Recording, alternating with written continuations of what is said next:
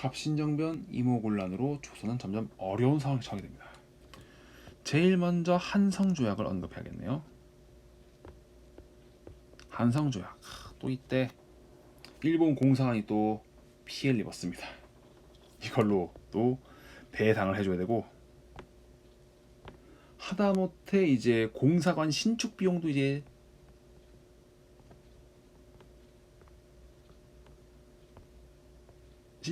내야 됐고, 여러모로 이제 조선은 많은 손해를 입게 됩니다. 그리고 이 갑신정변으로 또 놓쳐서 안 되는 게 텐진조약입니다. 텐진조약. 자, 이 한성조약은 조선과 일본이 맺은 것이고, 텐진조약은 청나라와 일본이 맺은 조약입니다. 자, 앞서 이야기한 대로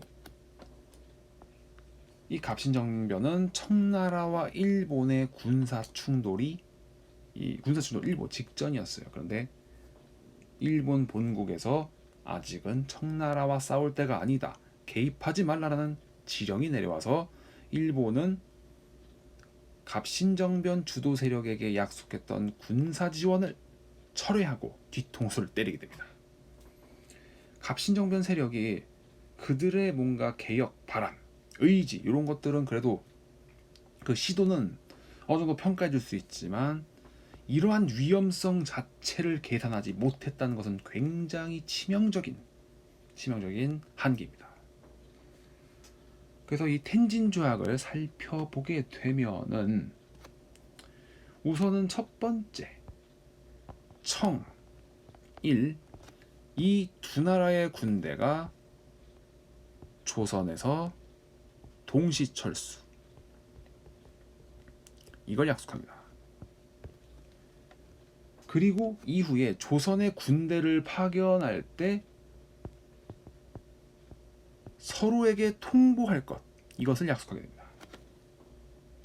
이게 문제는 뭐냐면, 이 텐진 조약이 나중에는 동학 운동, 이 동학 운동이 벌어질 때 청나라와 일본이 다시 조선으로 군대를 보내게 되는 하나의 근거가 되어버립니다. 그러면 점점 더 조선은 어려운 상황 속으로 이제 가게 되고, 이러한 상황 속에서 조선은 점점 더 힘든 상황으로 들어갔는데, 그래도 이제 청나라는 조선의 어떤 민심을 달래고자 납치했던 흥선대원군을 다시 조선으로 돌려보내는 등의 조치를 취하고, 그렇지만 비록 군대는 철수했다 하더라도 조선에 대한 내정 간섭은 더더욱 극심해지고, 청나라와 일본의 상인들이 조선에서 서로 이제 굉장한 경쟁을 벌이게 됩니다. 그래서 갑신정변은 이러한 그 후유증을 남기면서 마무리가 되었지만, 이 와중에도 이 조선은 어떻게든 새로운 나라를 만들기 위한 이러한 노력들을 계속 지속하게 됩니다. 자, 그러면 지금은 이제 개화문물에 대해서 살펴보도록 할 텐데, 개화문물. 자, 우선 먼저 우리가 살펴볼 개화문물은 먼저 전환국이라고 있습니다. 전환국.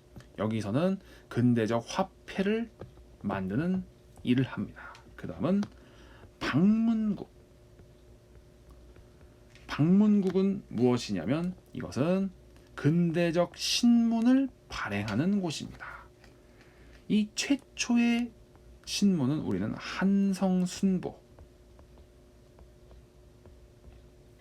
기억해 주세요. 한성순보를 여기 방문국에서 이렇게 만들게 되고요. 그 다음에 기기창,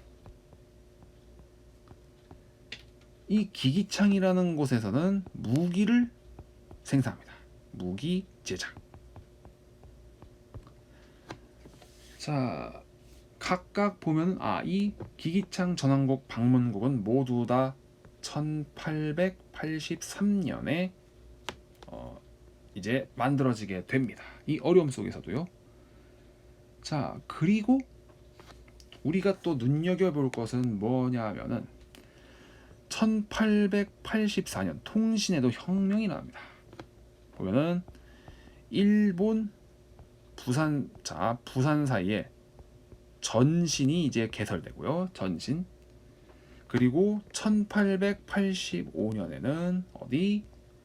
인천, 서울, 의주의 전신이 또 이제 개설이 됩니다. 그리고 이제 조금씩 뭐 철도라든지 이런 근대식 병원, 특히 1885년도 뭐가 있냐면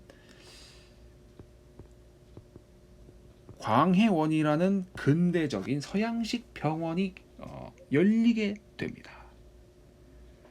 그리고 이제 우리가 아까도 살펴봤던 1884년에 우정 총국이 개국해서 우편 업무를 보게 되는데, 자, 일단은 이거 이외에도 근대 문물을 수용하고 했던 그 여러 가지 개화 정책들이 조금씩 성과를 보이기 시작합니다. 갑신정변, 이모군란 이런 와중이에요. 그리고 또 이제 우리가 살펴봐야 될 거, 근대 교육이 조금씩 실시됐다는 것입니다. 근대 교육.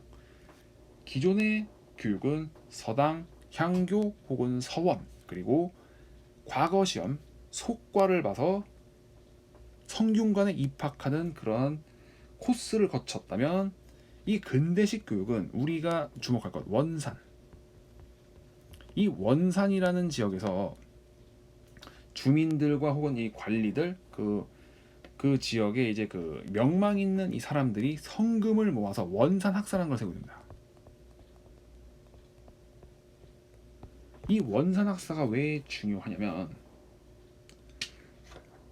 이 원산 학사는 이 조정, 그러니까 조선의 조정에서 세운 게 아니고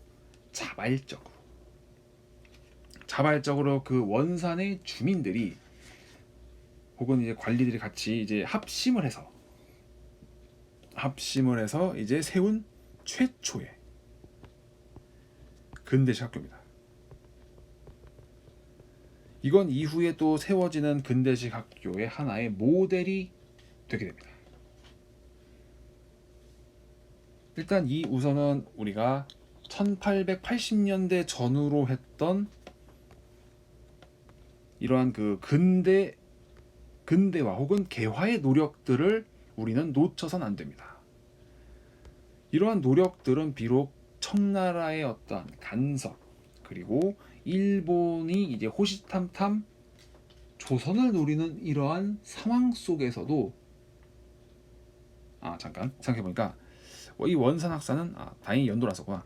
1883년에 이제 설립이 됩니다. 설립이 되고, 다시 한번 정리하면 갑신정변, 이모군란 이러한 그 상황 속에서도 우리는 이렇게 자발적으로 이러한 그 근대화의 성과들, 이러한 시도들이 조금씩은 이제 드러나게 됐다는 겁니다. 그래서 이러한 그 상황을 우리는 잘 이해를 해야 되고, 그리고 조금 더 추가를 한다면은 개항 이후에 이제 정부에서 세운 이 학교는 또 동일하네요. 1883년, 비록 외국어 학교지만 동문학이라는 이 외국어 학교를 세우게 되고, 그리고 이후에 1886년, 이 시기는 또 뭐냐면 유경공원이라는 최초의 관립 학교를 만들게 됩니다. 비록 우리는 어려운 상황 속에서도 우리가 해야 될 개화는 계속해서 진행을 해왔습니다.